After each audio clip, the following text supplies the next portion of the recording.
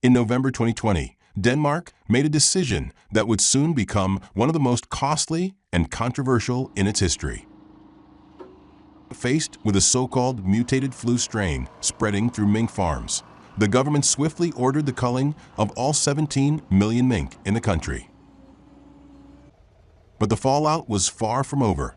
Instead of a quick resolution, the government found itself knee-deep in a mess.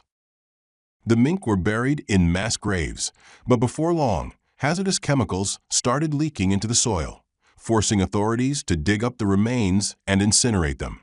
What was meant to be a rapid solution turned into a never-ending cleanup operation, costing the government millions more in additional expenses. Legally, the whole operation was questionable from the start, a decision made without proper legal foundation or foresight. And political accountability? That's still nowhere to be found. When all was said and done, the total costs for culling, disposal, environmental cleanup, and compensation reached a staggering 29.5 billion Danish kroner.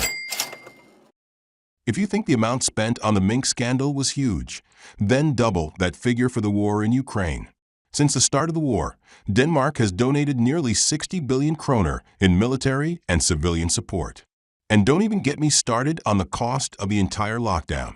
If you factor in everything from business compensation, wages, vaccines, daily tests, and more, the total price tag is mind-blowing.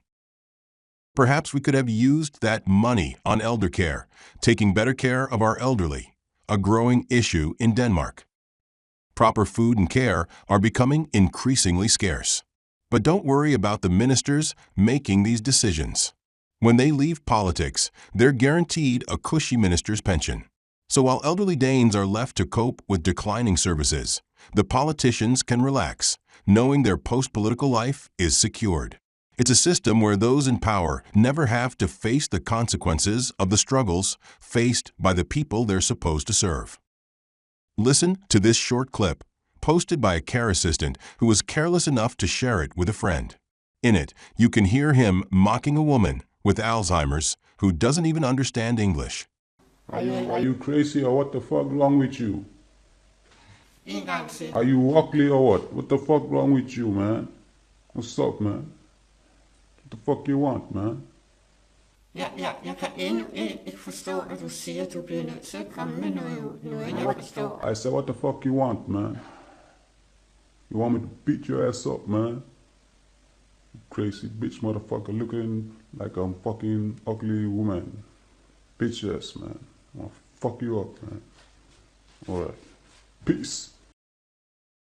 I have a friend who works in the field, and what they've shared is shocking. Many care workers don't even speak Danish, creating serious communication barriers. There's also a disturbing lack of respect for the elderly, with some workers speaking harshly to the residents. The negligence goes further.